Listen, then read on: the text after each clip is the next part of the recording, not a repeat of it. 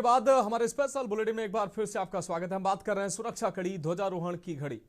दिल्ली में ब्लास्ट के बाद उत्तर प्रदेश के अयोध्या में 25 नवंबर को भव्य धार्मिक आयोजन होने जा रहा है। प्रधानमंत्री नरेंद्र मोदी राम मंदिर में धार्मिक ध्वजारोहण करेंगे। इस दौरान उत्तर प्रदेश के मुख्यमंत्री योगी आदित्यनाथ समेत हजारों की संख्या में दिग्गज मौजूद रहेंगे। रामनगरी अयोध्या में प्रधानमंत्री नरेंद्र मोदी का यह कार्यक्रम करीब 4 घंटे का रहेगा।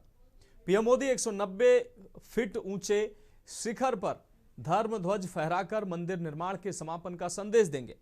मंदिर परिसर में ही प्रधानमंत्री मोदी वहां आमंत्रित किए गए हैं। प्रधानमंत्री मोदी के अलावा वहां आमंत्रित किए गए 7,000 से ज्यादा अतिथियों को संबोधित भी करेंगे। इस बड़े धार्मिक प्रायोजन में किसी भी तरह से देश विरोधी तत्व या आतंकी कोई विघ्न न डाल सकें, इसको लेकर अयोध्या से लेकर भारत नेपाल सरहद तक सुरक्षा व्यवस्था चाक चौबंद की गई है। महाराजगंज के पुलिस अधीक्षक सोमेंद्र मीणा ने बताया कि दिल्ली में ब्लास्ट के बाद से ही भारत नेपाल सीमा पर सुरक्षा व्यवस्था बढ़ा दी गई है। भारत नेपाल बॉर्डर पर ग्राम सुरक्षा समितियों की मीटिंग आयोजित की गई है और पगडंडी मार्गों पर जो पूर्व में पिकेट से चल रही थी उनको और सक्रिय किया गया है। एसएसबी जवानों के साथ पुलिस संयुक्त रूप से भारत नेपाल बॉर्डर पर पेट्रोलिंग कर रही है ताकि देश विरोधी तत्व या अवैध घुसपैठियों को सीमा पार न करने दिया जाए, वो सीमा पार न करने पाए। सभी सीसीटीवी कैमरों को और क्रियाशील किया गया है। संवेदनशील क्षेत्रों में जहां पर अवैध प्रवेश संभावित हो सकता है वहां पर और भी सीसीटीवी कैमरों को स्थापित किया गया है। एलआईयू से लगातार रिपोर्ट ली जा रही है और भारत नेपाल बॉर्डर पर राजपत्रित अधिकारी भ्रमणशील रहते हैं। साथ ही साथ पुलिस अधीक्षक ने बताया कि दिल्ली ब्लास्ट के बाद जो भी सीमावर्ती क्षेत्र में झुग्गी झोपड़ी और फेरे वाले हैं उन पर भी सत्यापन उनका कराया जा रहा है और उनके डॉक्यूमेंट की जांच की जा रही है।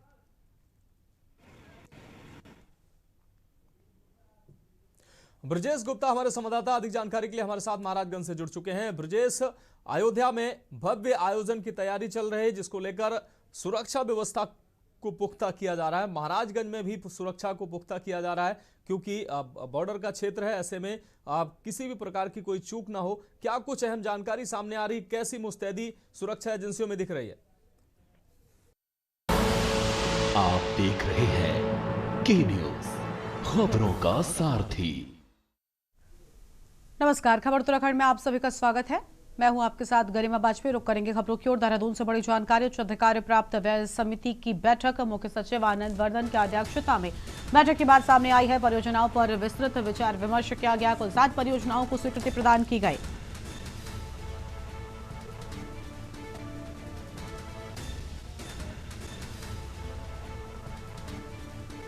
बड़ी जानकारी आपको हम बता रहे हैं। कुल 7 परियोजनाओं को स्वीकृति प्रदान की गई। यूआईडीबी के हरिद्वार रोड़ी बेलवाला प्रोजेक्ट मंजूर। सतीकुंड क्षेत्र के विकास प्रोजेक्ट को मंजूरी मिली। ऋषिकेश में आस्था पथ परियोजना को स्वीकृति की बात सामने आई है। बड़ी जानकारी आपको हम बता रहे हैं। ऋषिकेश में आस्था पथ परियोजना को स्वीकृति की बात सामने आई।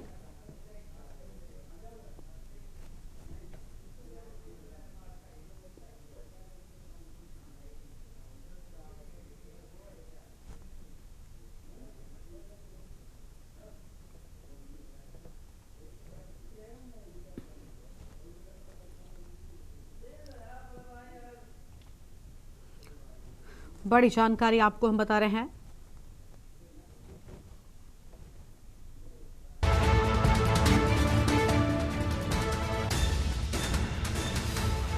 यूआईडीबी के हरिद्वार रोड़ी को लेकर अहम जानकारी।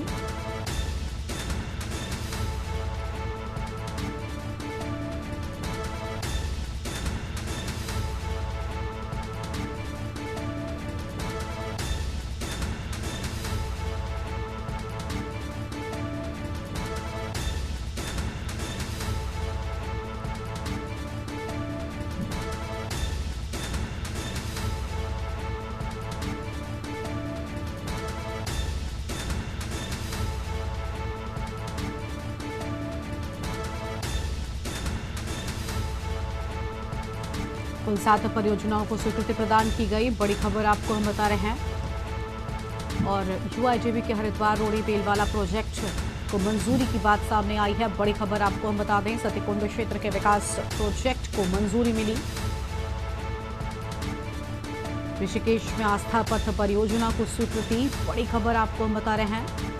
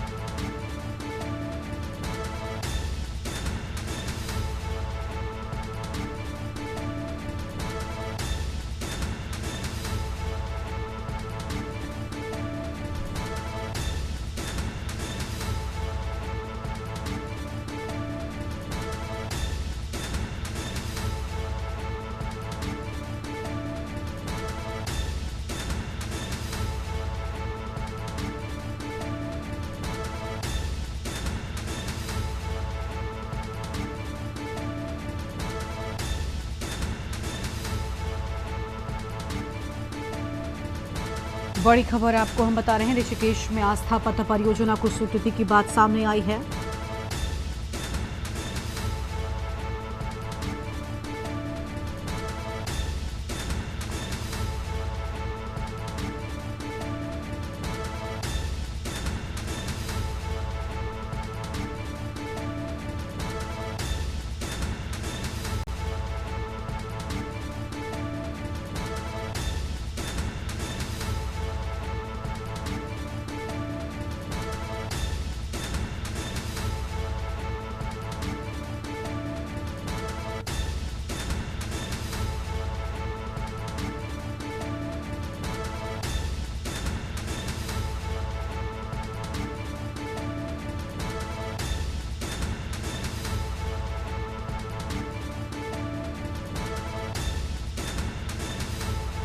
बड़ी खबर आपको हम बता रहे हैं।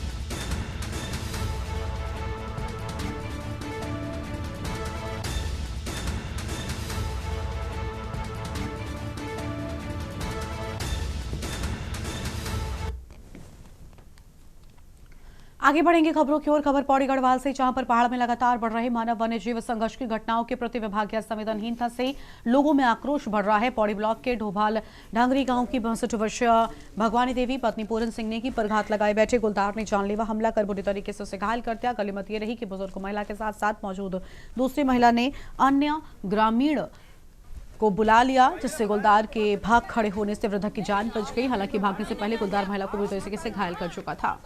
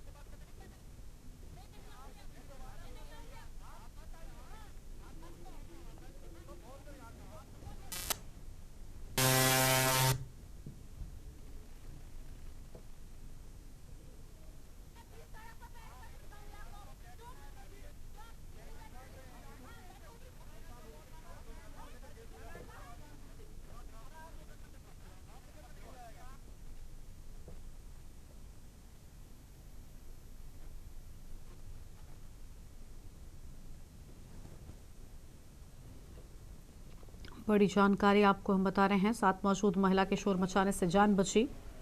देखिए, ऐसा है, ये एक ही माह में लगातार चौथी घटना है और 24 घंटे में ये दूसरी घटना है। और हमें अब ये लगता है कि उत्तराखंड राज्य में जो पर्वतीय जिले हैं वहाँ के लोग, वहाँ जो बच गए लोग हैं वो सिर्फ और सिर्फ वोटर हैं और गुंडारों के लिए दोस्त हैं। तो वन विभाग इतना निकम्मा विभाग इस प्रदेश का है कि जिसको किसी भी प्रकार की कोई चिंता नहीं है। खबर उत्तरकाशी से, जहां पर सांस्कृतिक धरोहर मंगसीर बगवाल का शुभारंभ बड़े हर्षोल्लास के बीच गंगोत्री विधायक सुरेश चौहान के द्वारा किया गया। कार्यक्रम का पहला दिन बाल कलाकारों के नाम रहा। उन्होंने एक से बढ़कर एक प्रस्तुतियों के जरिए लोगों को मंत्रमुग्ध बनाए रखने में कामयाबी पाई। साथ ही बाल क्रीड़ा प्रतियोगिता में भी बच्चों ने अपनी प्रतिभा का लोहा मनवाया। 23 नवंबर तक आयोजित रहने वाले कार्यक्रम का आयोजन रामलीला मैदान में आयोजित हो रहा है। कार्यक्रम में मौजूद सीडीओ जय भारत जी ने विजेता प्रतिभागियों को पुरस्कृत भी किया है।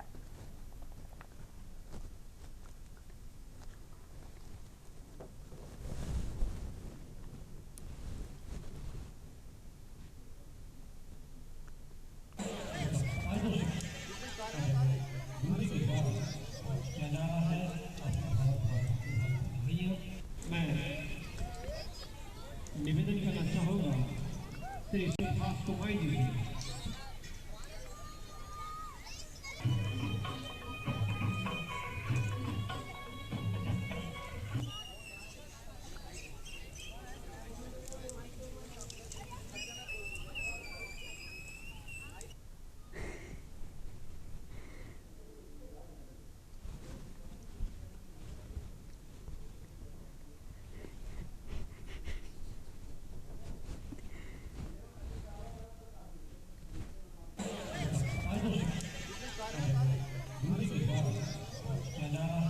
अनिल रावत हमारे साथ में उत्तरकाशी से हमारे संवाददाता जुड़ चुके हैं। अनिल, पूरी जानकारी क्या है कि प्रतियोगिता में बच्चों ने अपनी प्रतिभा दिखाई और मौजूद लोग मंत्रमुग्ध होते नजर आए हैं? बिल्कुल, मैं बता दूं, उत्तरकाशी जनपद की बात करूं तो लगातार गंगा घाटी की बात करें, यमुना घाटी की बात करें, लगातार आजकल जो है त्योहारों का जो है सीजन चल रहा है, जिसमें जो है तमाम प्रकार की जो यहाँ की लोकल संस्कृति है, जो यहाँ की लोकल कलाकार की बात करें या छात्रों की बात करें या तमाम जो बच्चे हैं, ये जो अपने जो है इनके अंदर जो प्रतिभा है उसको जो है ये लोग जो है उजागर कर रहे हैं और जो यहाँ के जो स्थानीय लोग हैं उनका जो कहीं ना कहीं इनका मनमोहक कर रहे हैं। जी,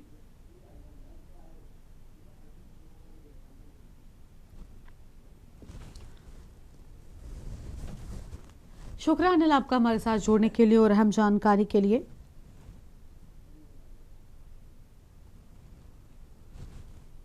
लोकगीतों की थाप से सजा मंगसीर बगवाल, अहम जानकारी आपको हम बता रहे हैं।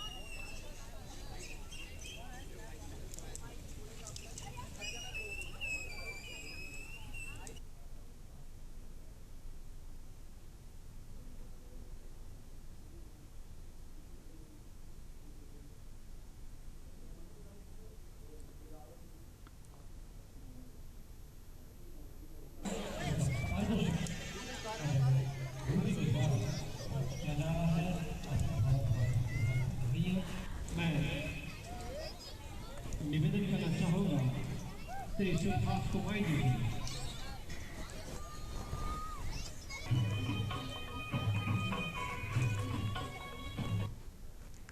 आगे बढ़ते हैं खबरों की ओर। अगली खबर हरिद्वार से, जहां पर शिव मूर्ति चौक के पास एक रेस्टोरेंट के बाहर मामूली कारसुनी में मिनटों में भीषण बवाल का रूप ले लिया। दो पक्षों में शुरू हुए विवाद में सड़क पर जमकर ईंट पत्थर चल गए, जिससे क्षेत्र में कुछ समय के लिए अफरा तफरी का माहौल बन गया।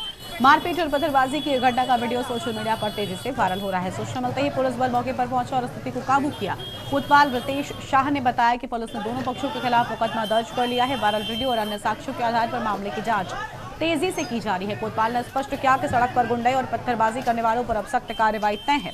पुलिस ने चेतावनी दी कि सार्वजनिक स्थानों पर इस तरह का हिंसक व्यवहार बर्दाश्त नहीं होगा और दोनों पक्षों के शामिल होने की पहचान की जा रही है।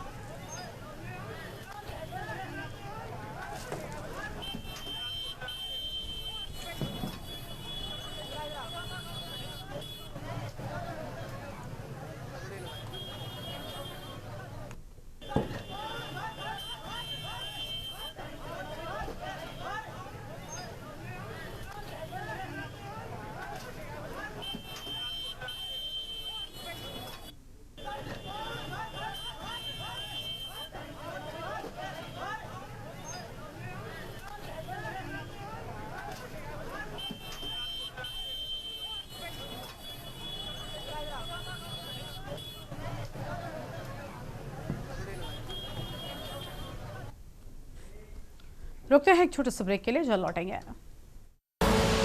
आप देख रहे हैं के न्यूज, खबरों का सारथी।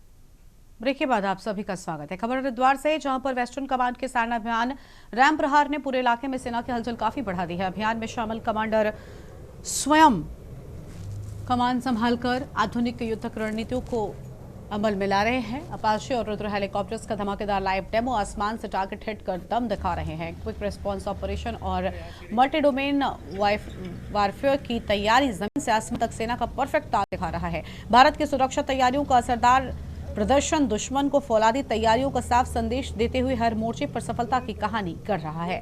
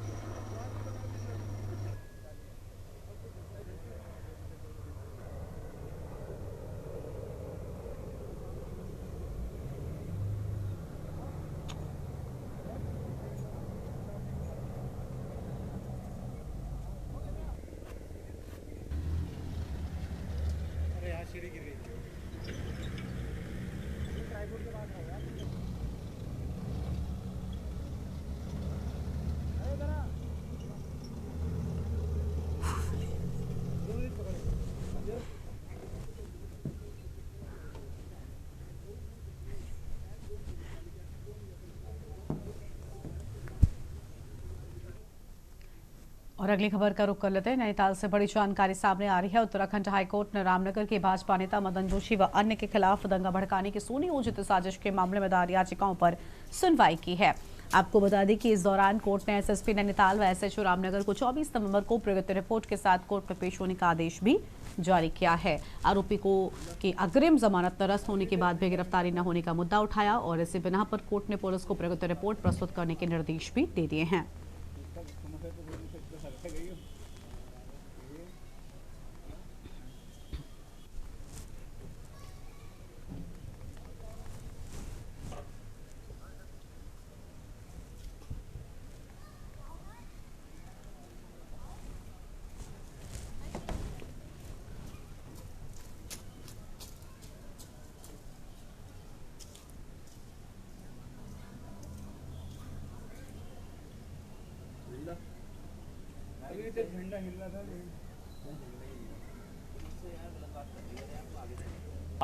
आज मामले की दोबारा सुनवाई थी, जो कि रामनगर गौमांस वाला मामला है।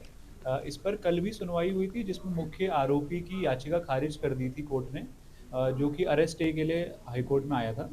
और आज दोबारा सुनवाई के दौरान कोर्ट ने एक डिटेल सुनवाई करी और जो एसएसपी है नैनीताल और एसएचओ कंसर्न जो है, उनको मंडे को पेश होने को कहा है और उन्हें जवाब देना है कि क्यों जो मुख्य आरोपी है वो गिरफ्तार नहीं हो पाया है।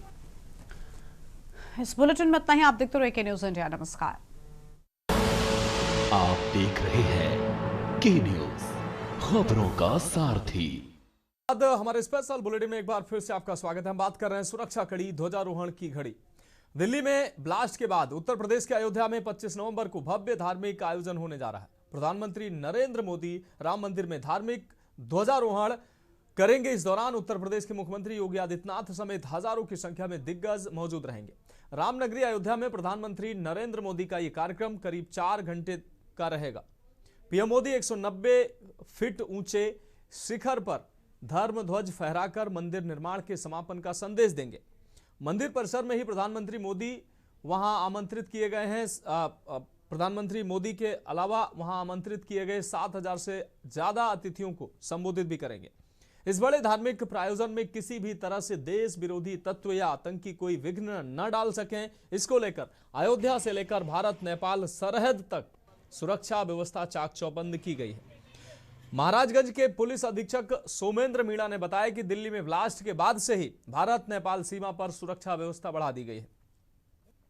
भारत नेपाल बॉर्डर पर ग्राम सुरक्षा समितियों की मीटिंग आयोजित की गई है और पगडंडी मार्गों पर जो पूर्व में पिकेट से चल रही थी उनको और सक्रिय किया गया है। एसएसबी जवानों के साथ पुलिस संयुक्त रूप से भारत नेपाल बॉर्डर पर पेट्रोलिंग कर रही है ताकि देश विरोधी तत्व या अवैध घुसपैठियों को सीमा पार न करने दिया जाए, वो सीमा पार न करने पाए।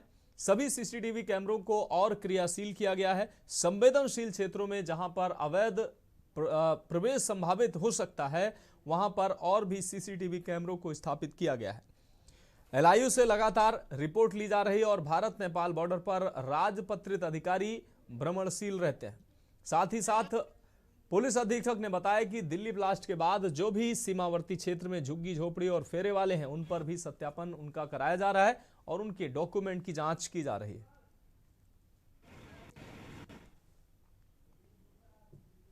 ब्रजेश गुप्ता हमारे संवाददाता अधिक जानकारी के लिए हमारे साथ महाराजगंज से जुड़ चुके हैं। ब्रजेश, अयोध्या में भव्य आयोजन की तैयारी चल रही है जिसको लेकर सुरक्षा व्यवस्था को पुख्ता किया जा रहा है। महाराजगंज में भी सुरक्षा को पुख्ता किया जा रहा है क्योंकि बॉर्डर का क्षेत्र है, ऐसे में किसी भी प्रकार की कोई चूक ना हो। क्या कुछ अहम जानकारी सामने आ रही, कैसी मुस्तैदी सुरक्षा एजेंसियों में दिख रही है?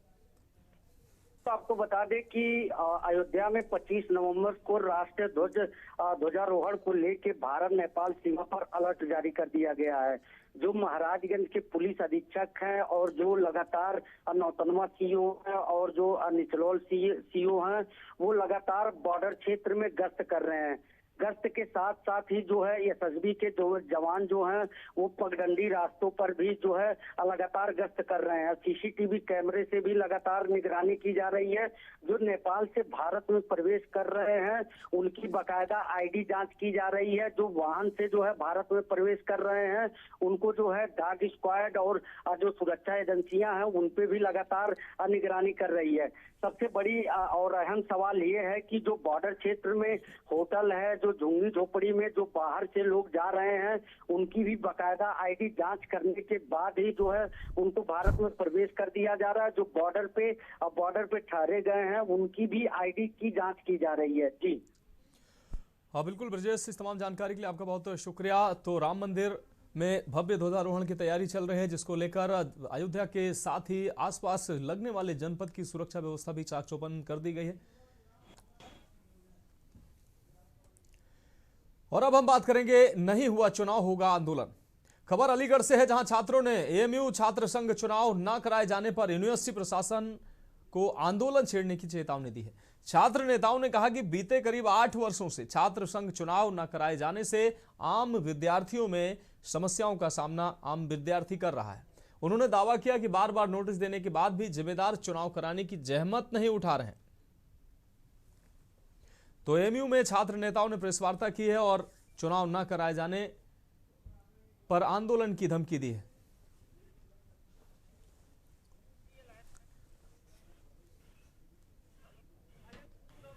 वादे करते हैं और वादे से मुकर जाते हैं, जिसको लेकर के